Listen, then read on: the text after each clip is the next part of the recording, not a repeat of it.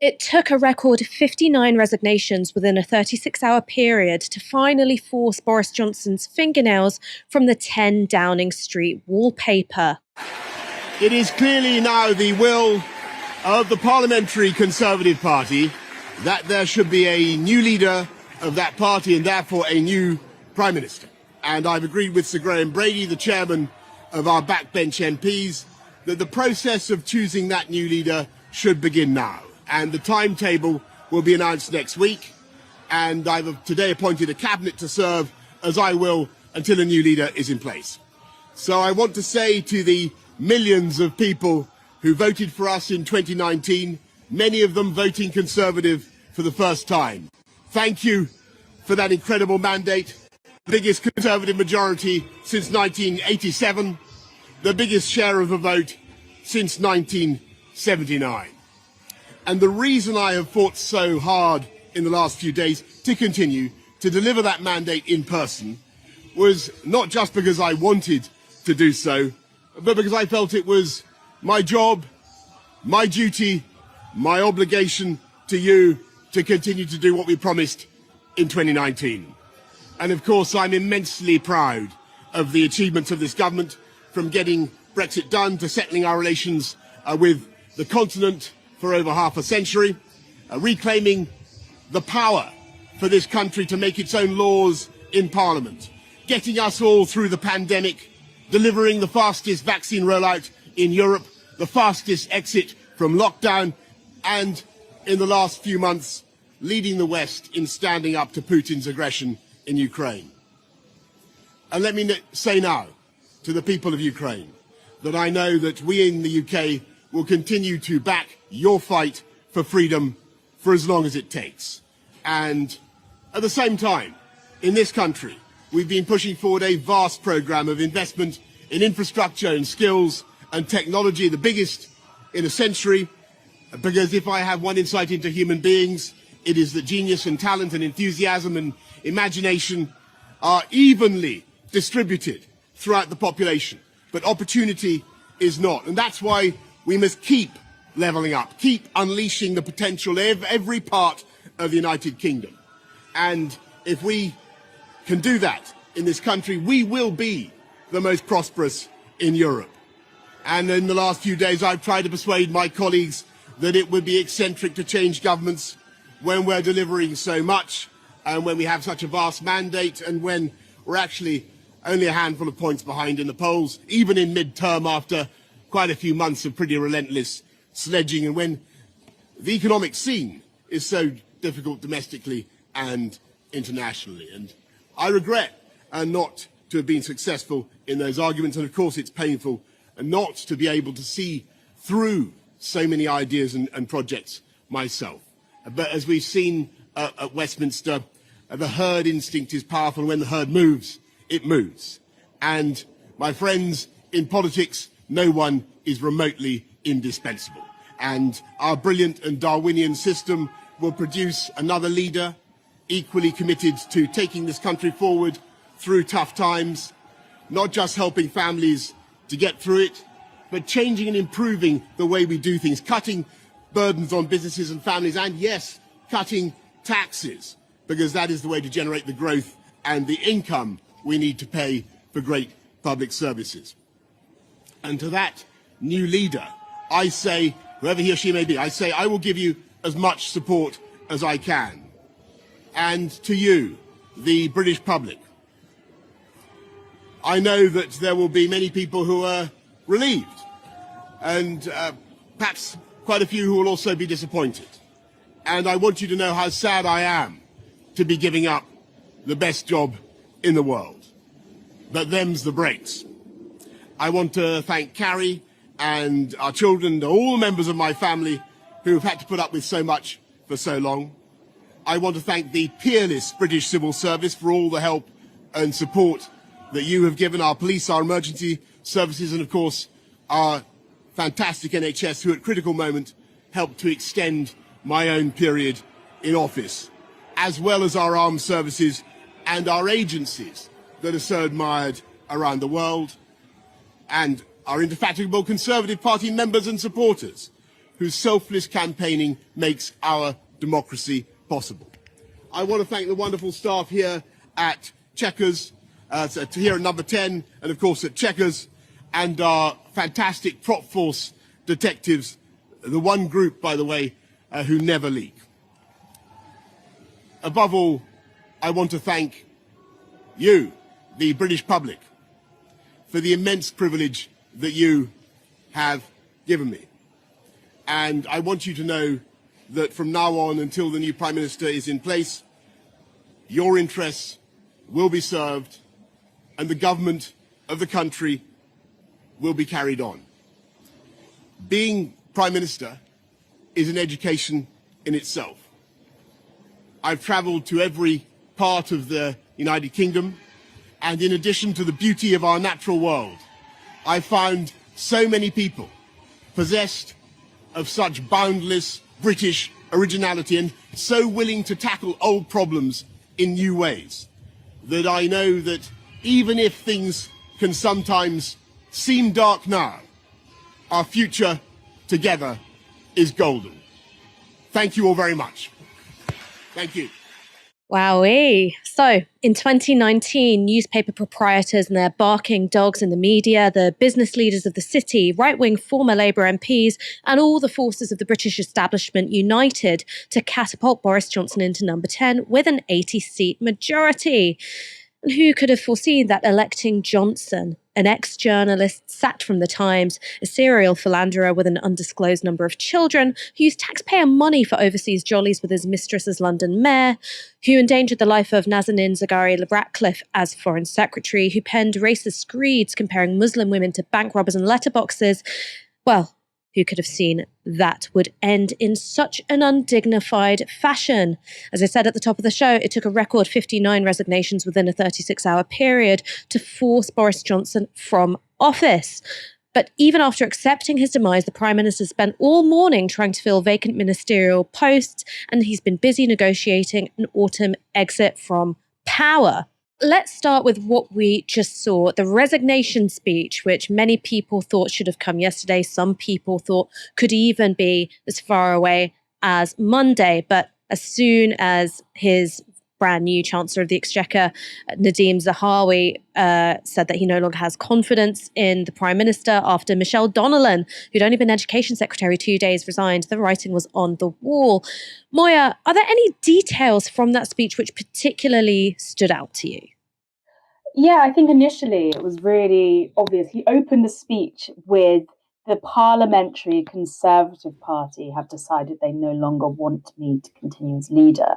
I am paraphrasing slightly there, but the point was he specifically cited the Parliamentary Conservative Party, a very clear signal that this has been a push. He is being dragged out of Downing Street kicking and screaming, and he's already trying to, I think, undermine the legitimacy of any successor by mentioning, first of all, the fact that it's the internal machinations of the Tory party that pushed him out. And secondly, that huge mandate that he keeps citing, the 14 million mandate, forgetting that, the population of Britain alone, I think, is something like 66 million.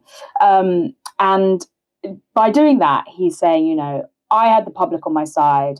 I had this mandate. They completely trashed democracy, forgetting his own role in doing that. And now they've booted me out against the will of the public.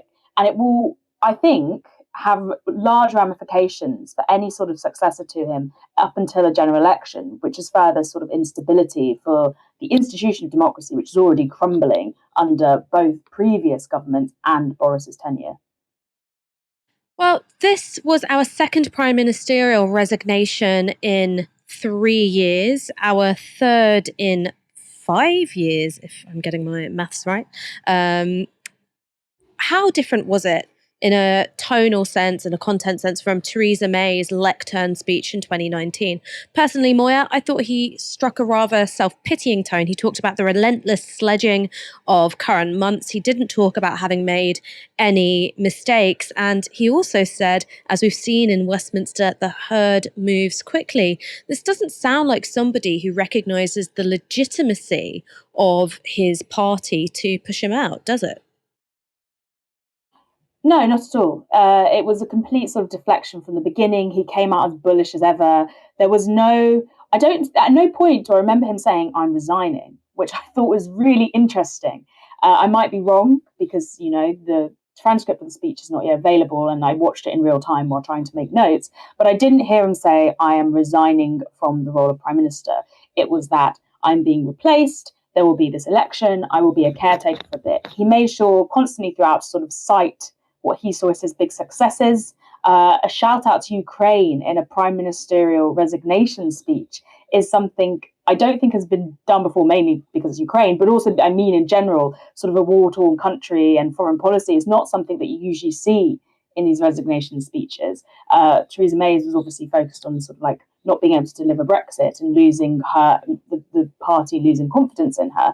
But it was more crying and like, I'm sorry, I haven't been able to do my duty to this country. Whereas Boris's was very much, I've done my duty and more, and now you're kicking me out. I cannot believe this. And it was fascinating to see him cite all the people who've been around him and the sort of loyalists, paying heed to them. I think from the sidelines, once again, he'll be a dangerous man if he recovers any of his sort of political strength that he's had before. And even Boris being Boris can cause a ruckus. Just look at Dominic Cummings out of government, being able to stir up any sort of trouble by rumour and gossip, whether it's true or not. People are dying to know the inside workings. And even though Boris is a proven liar, I still think anything he says will throw chickens. What's the phrase? Fox amongst the chickens. It will throw the fox amongst the chickens. So yeah, no responsibility. Once again, never explain, never apologise, always deflect. And he's stayed true to that through to the end. Well, it's the same rules that the royal family live by. Never apologise, never explain. If you're just joining us for this extra special post-resignation live stream, let me remind you of how we got here in the first place. So, last week it emerged that Christopher Pincher, the deputy chief whip, had gotten drunk at the Carlton Club and allegedly groped two men while there.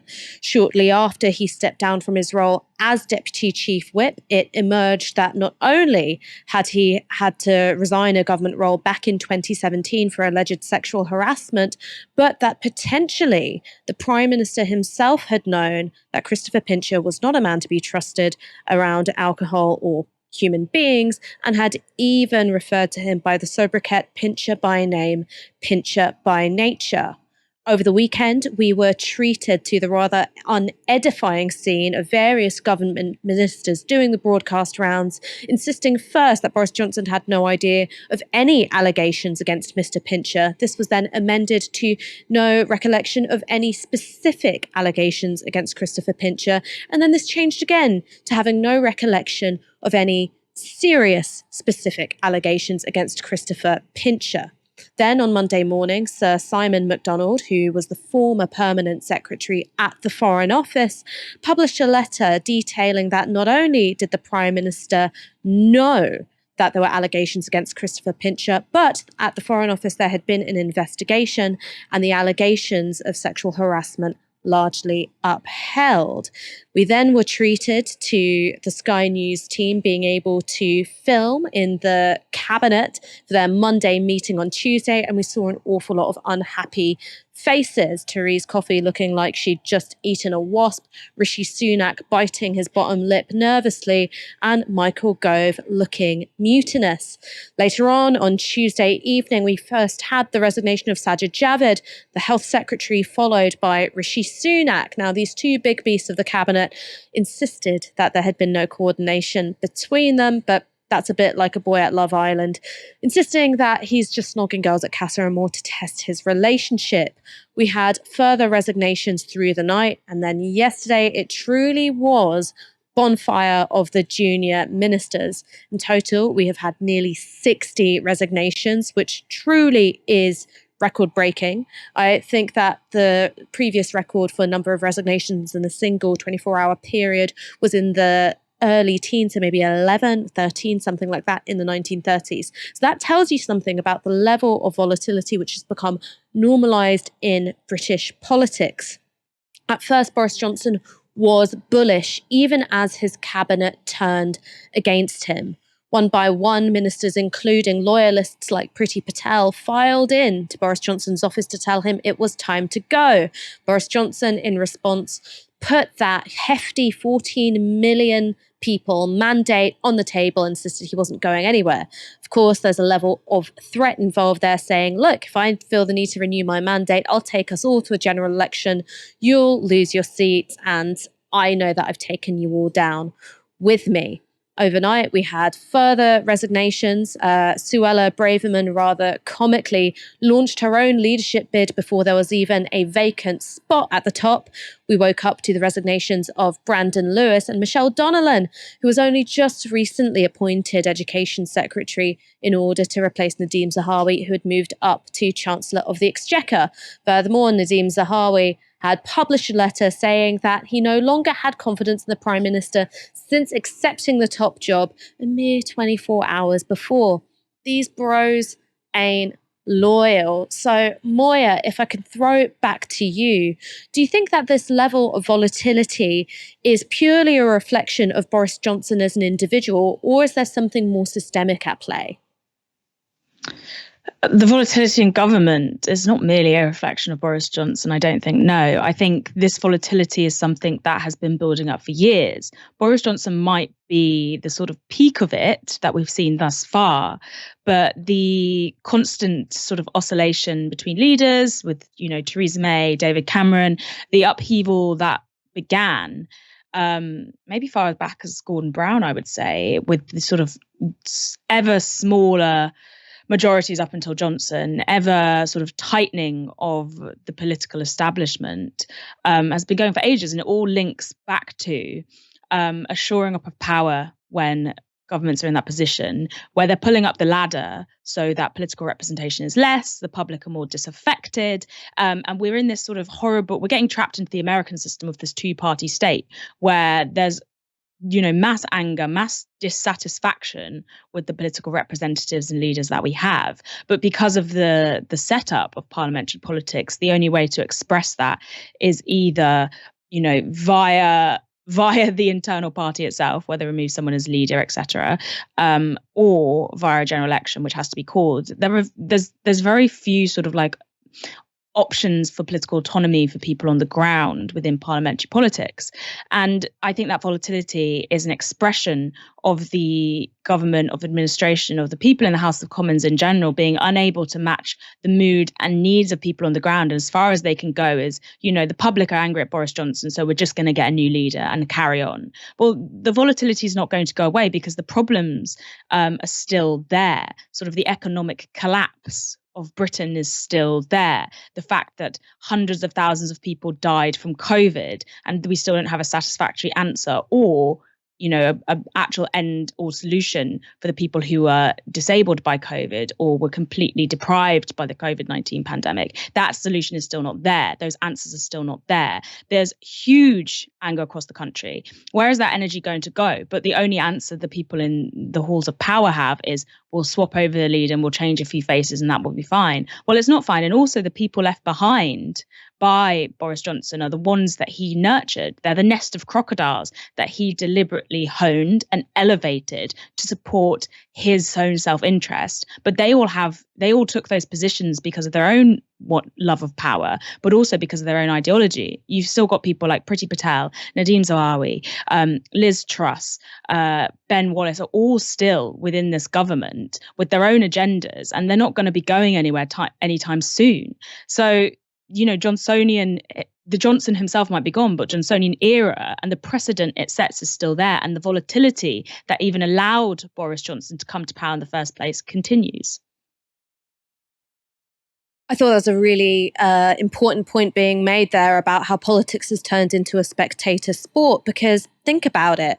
In recent memory, the only prime ministers that we have lost at a general election have been John Major and Gordon Brown. The rest initially came to power because their predecessor stepped aside and there was a new leader of the governing party. So before Boris Johnson's resignation speech, Keir Starmer said that Labour would table a vote of no confidence in the government if the Conservative Party couldn't force him out of power. Now, during the resignation speech, Johnson said that he would be announcing the timetable for his departure from office sometime next week. What do you reckon, Moya? Do you think that Labour should be tabling a vote of no confidence in the government now, which means that if it was passed, there would be a 14-day window in which someone could try and form a new government? If that doesn't work, there'd be a general election.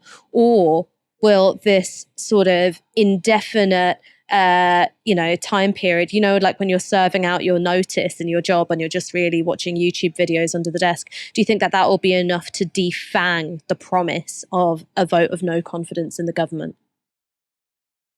Well, it depends. How many votes would Labour need for that vote of no confidence to pass? If they need, the Tory benches on side, there's hardly going to get that support. It's very much feels like a bit of an empty threat, as it were. Ditto, Keir Starmer is still waiting to see if he's going to remain as leader of the Labour Party, dependent on the results of the sort of Durham police investigation.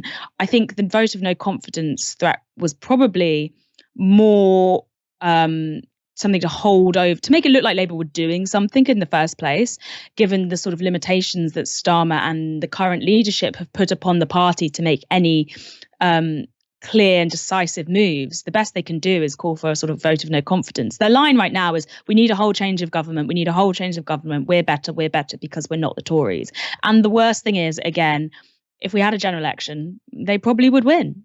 And it shows how degraded this whole machine becomes when you have a party that's been 12 years in power and caused utmost misery. Eventually, people get so fed up that they vote for the other option. But the other option don't do anything either. And then they go back to the first option. It's this two-party politics which offers no real change whatsoever and no real choice. So we're stuck in stagnation, and Labour have no incentive to do anything sort of radical and reforming. They're playing the most tepid game possible and the waiting game. And annoyingly, it's working. So there are 2.9 thousand of you watching, which is pretty cool considering we've cobbled this together at the last minute. If you like what we're doing, please go to novara.media/support. We are in the middle of a fundraiser where we're trying to drive up the number of our supporters up to 10,000. So we really appreciate all of your monthly donations, which allow us to do this kind of work. If you're just joining the stream, of course, Boris Johnson has announced his resignation without, we believe, even mentioning the word resignation. So, Moya, I'm going to throw this back to you. What happens if Boris Johnson doesn't leave office? He's trying to create at least a bit of uncertainty about the timetable in which he'll leave. And there was a tweet from Dominic Cummings earlier today saying, I know that guy and I'm telling you, he doesn't think it's over. He thinks there's a war, which it happens in a war. For time, play for time. I can still get out of this. I got a mandate. Members love me. Get to September. Do you think that this is Dominic Cummings just trying to raise the stakes, create a bit of drama? Or is there a bit of truth in this? Will Boris Johnson be looking for a way to wriggle out of his own resignation? Dominic Cummings does love the drama, but I also think there is truth in it. I think Boris Johnson right now is basically performing a version of I am telling you, I am not going to his loyal spads and allies. He doesn't want to go. Of course he doesn't. We just said, and I'm pretty sure now, he did not say the word resignation in that speech. He also did not say the word sorry. And he at no point wants to leave. If he can find a way out, he finds a way out. During the speech, he also said he told the cabinet it would be eccentric for them to replace him, but he failed in his arguments. That doesn't mean he's down and out in his mind. Johnson's got out of worse spots. At every stage of his career, he has managed to fail upwards. He has managed to escape he's been cushioned from the consequences of actions that would take down someone else, not from his social strata and without his connections. He has no reason to believe that even in this most dire of circumstance, he cannot escape it now if he just buys time. He escaped Partygate. He escaped sort of scandals as a foreign secretary. I think it was just yesterday that he admitted, yes, he actually had met a former KGB agent who is the owner of the Evening Standard's dad in 2018. And he'd been dodging those accusations for years and years and years. But now he's admitted it openly. So I think that he has no conception that there should be consequences for something, and he has no conception that things are over. You know, it's not over until Boris Johnson is singing goodbye of Wiedersehen or whatever. And I think he will stall as long as possible. I think he will also stall because in October, I believe, that's the results of the Privileges Committee inquiry into whether he broke ministerial law. He's going to try and hold on, and he's hoping people get fatigued. And in the past, that has worked. I'm just hoping it won't work now. I think because of the mass resignation, I think because the Tories have taken such a hardline stance and decided, we're going to have to go quids in on this, we're all going, I do think he won't be able to run a government without ministers. There are departments right now which have only just got someone new in the post who's completely unqualified. If you thought people were not suited to their positions before, look at the cabinet reshuffle that has just taken place. His own Chancellor of the Exchequer has stuck the boot in and said, you are unfit for office, you need to go. That's not a working relationship that can continue. I think that we will end up with an interim prime minister, but it depends how long he will stall. And the problem is, during the stalling, everyone on the ground suffers. While the government fiddles and plays their little parlour games, everyone else is still suffering with uncertainty. I think that's a really important point that you made there. So we know we're looking at a long, hot summer in terms of trade union organising. We're still only in the foothills of this cost of living crisis, which is going to deepen, particularly when the energy price cap lifts again in October. And we've got a government which is short-staffed, and the people who have stuck around are all a bunch of snakes and they're at each other's throats. What impact do you think that this chaos at the top of the country is going to have on things like trade union organising, forms of protest, street mobilisation, extra parliamentary politics as a whole? Well, it's difficult to say, because in a world that made logical sense, what we would see is people turning their energies and expression to those movements because they've realised that at the moment parliamentary politics is not working in its current form. They would be turning their sort of focus onto fighting for things like electoral reform, proportional representation, making sure that we have a democratically defined constitution to avoid what has happened with Johnson and the Tories happening again, if people really wanted that change. However, I don't know if that's what's going to occur, because Britain's recent history is one of a demoralised populace who are disengaged from politics and watch the political circus as if it's one and the same with any other sort of politics. When you say politics, people just think of Parliament.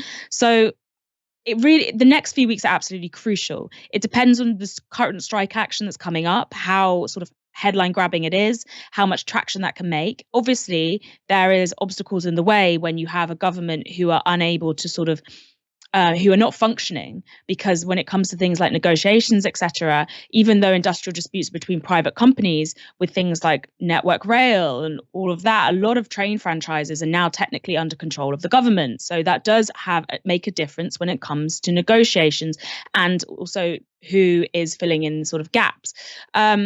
So I really can't call it. I'm optimistic that this hot summer and this sort of febrile atmosphere will lead to renewed energy being put in these other avenues for change.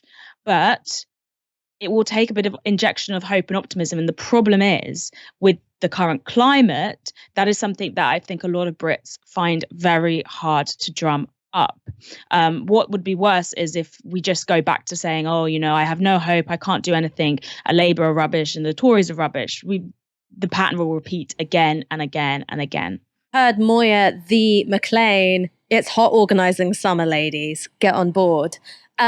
Switching away from the Labour movement to the Labour Party just for a second, we've obviously been quite consistent critics of Keir Starmer here at Novara Media, but just to play devil's advocate for a second, doesn't today's events potentially endorse the Keir Starmer strategy, which is don't say very much on policy, wait for the government to implode, and then by default, you start looking like the country's premier statesman? And as we've seen in last month's double by-election, the Tories lost a battleground seat like Wakefield. Tiverton and Honiton, which had a huge Conservative majority, switched to the Lib Dems. So, Moya, I ask you, we've called Keir Starmer King Wet Wipe, but maybe King Wet Wipe made some judgment calls right? It depends on your perspective of what successful is. I think in this case, he's played the waiting game, and he'll probably, if he remains Labour leader, he may well be the next prime minister when the next general election rolls around. But again, what does he stand for? I think if you're a person sort of on the ground who has no real thoughts about Keir Starmer or sees him as someone who's not even incompetent, that's Boris Johnson actually. That's unfair to attach to Keir Starmer. He's seen as actually very boring and non-existent, but not incompetent. If you're a person on the ground who is waiting to have their bills and massively reduced and their living standards improved, and you need your wages maintained along with inflation, then I don't think a Keir Starmer sort of waiting game has been successful at all, because it means nothing for you. It means nothing for your welfare. If, however, you are a Labour politician, particularly one on the right, who is seeing an up boost in your own personal standing in the local constituency based on polling just because the Conservatives are absolutely tanking, then you'll see it's very successful. But people who see politics as a game will think that Keir Starmer's strategy is fantastic and he's done all the right things. People who realise that politics is a life or death situation and governs every sort of facet of people's well-being will see that Keir Starmer's strategy is nothing more than more of these Machiavellian mechanicians done at a worse standard than normal. It's the same degradation of politics that sees Boris Johnson able to do what he does. It's just a different side of the coin. I think it's so unimaginative and so sad and so disengaging that I refuse to praise it. Well, I didn't see anything wrong with running the country like it's a game of Uno. That's not corrosive for a democracy at all. Speaking of politics as if it's a game, there will of course have to be a new Conservative Party leader, whether that is very soon in the next few weeks, or perhaps it will take a few months after Boris Johnson has been extracted from number 10, hogtied and gagged. According to polling by YouGov from today, Ben Wallace is the front runner, with 13% of Conservative Party members saying that they would vote for him to be leader. That's followed by Penny Mordaunt with 12%, Rishi Sunak at 10%, none of the above at 12% as well. So it's going to be a very tight race and a very crowded field, with Suella Braverman, leaning in and going for the top job last night on Peston, even though she declined to submit a resignation as Attorney General. Reading into the tea leaves just a little bit from Boris Johnson's speech, you heard him make a promise to cut taxes. So it does seem to suggest that whatever's coming next is an end to the big spending Conservatives, red Toryism, which had accompanied the Vote Leave project, and perhaps a return to low taxes, low spending, small state conservatism. Moya, what do you think is going to come next in terms of the next Conservative Party leader? Not just the personality at the helm, but perhaps the policy platform as well. Well, I really want to get your thoughts on this, Ash, because, this is an area where I really value your opinion. I think the viewers want to hear it too. I think, as you say, whatever happens, the Tories are now going to go to a bit more restricted spending. We've already got Nadine Zahawi, who apparently has been planning a leadership campaign in cahoots with Linton Crosby, the kingmaker of Boris Johnson, for months. Apparently this leadership campaign has been going on for months, which makes his move to Chancellor of the Exchequer even more shady when you put it in that light and realize that, he bargained his way into this position, something that apparently Boris wanted to give to Liz Truss, which would be equally as bad, but bargained his way into this position, immediately stabbed Boris in the back, and has said he wants to lower corporation tax, VAT, and cut stamp duty. So that's already an indication of plans. You've got people like Rishi Sunak, who I think, despite his low polling and low standing with the Conservatives base at the moment, still wants to make a run at leadership. Again, we know that he is a very much fiscal conservative. He wants to slash all the sort of tax for corporations. He wants to make sure that we're not spending so much on public services. He's resigned saying we had such different ideas about the economy. Johnson was really the big spender. He was the head of that. He wanted to give away that money because he's a populist. But the others that come behind him do not share that sort of approach. So someone like Ben Wallace, for example, who has when you see sort of like leadership chaos, immediately so many people get thrown into the hat. And yesterday, Penny Mordaunt was top of the bookies leaderboard, and now you've got Ben Wallace, people who a lot of the public won't really have heard much from. But Ben Wallace, his voting record, and I'm looking at now it right in front of me, he's always voted against making local councils responsible for sort of helping those in. Voted for making councils responsible for helping those in financial need, has reduced the amount spent on support. He's consistently voted against raising welfare benefits. He's voted for reductions in spending on welfare benefits. He wants to privatise things like Royal Mail. He consistently votes for reducing housing benefits. He always votes for like stronger immigration laws. He loves expanding the police. He's an ex-soldier.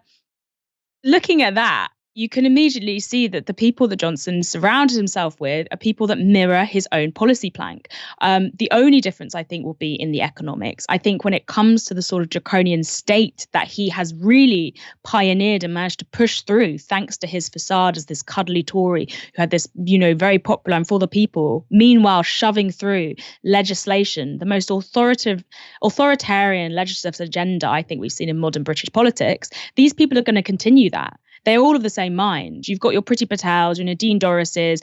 If you look at their individual records and what they individually stand for, Doris is in huge favour of things like culture wars and the war on woke.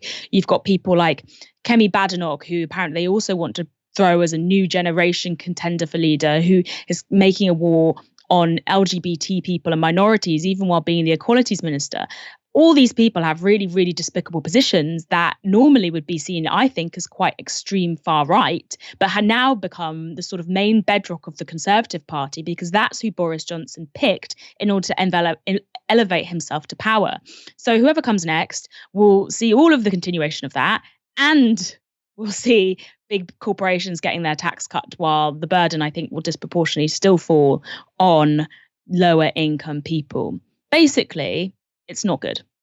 I'm in agreement with you there. It's a bit like Alien versus Predator. Whoever wins, we lose. I mean, you asked what my take is on what's coming next. And I think one of the things that's useful for our viewers to be signposted towards is that making a pitch as Conservative Party leader is quite different from making a pitch at a general election. Because the way the system works, you've got to get enough nominations in order for it to be a straight head-to-head between two candidates, and then that's when the Tory party membership get to vote on two candidates. And we had the full round of whittled down votes when Boris Johnson came to power. Now, we might not get the full round of votes the same way, we didn't when Theresa May was effectively crowned leader after the resignation of David Cameron. Particularly, there'll be a lot of Conservative MPs thinking we don't want a big power vacuum at the top. We just want to slot ourselves back into government, act like nothing's happened,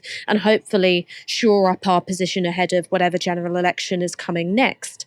But making a pitch to the MPs and then the Tory party grassroots will be very different from the kind of pitch needed to try and hold together the Conservative electoral coalition.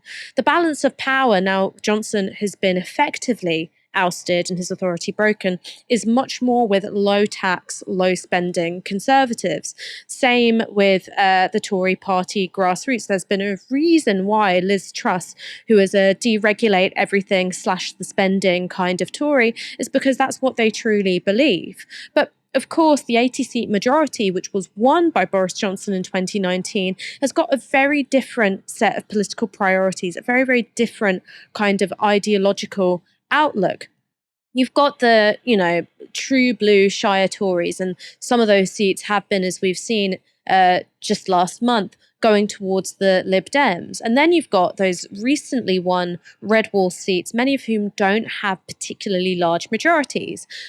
Two things won them over in 2019. It was, of course, the Brexit realignment, and also it was some pretty splashy spending pledges. It was Boris Johnson parking those tanks on Labour's lawn, making sure every time he was on camera, it was in a hospital, no matter who was trying to hound him out of it.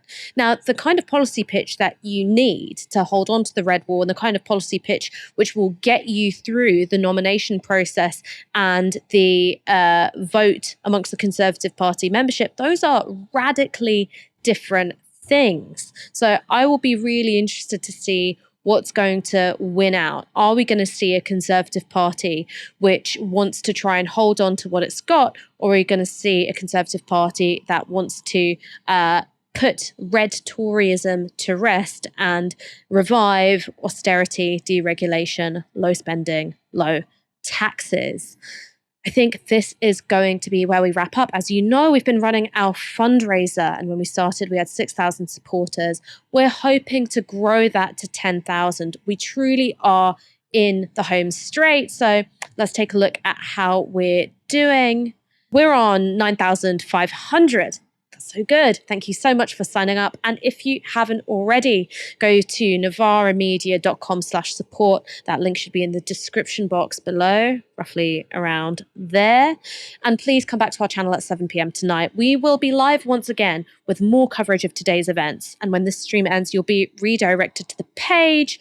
For now, though, this is where we're going to end with a clip to demonstrate the absurdity of the situation the country is in. This is Tory MP Chris Philp, who had recently resigned, speaking on Sky News this morning after asking to get his job back.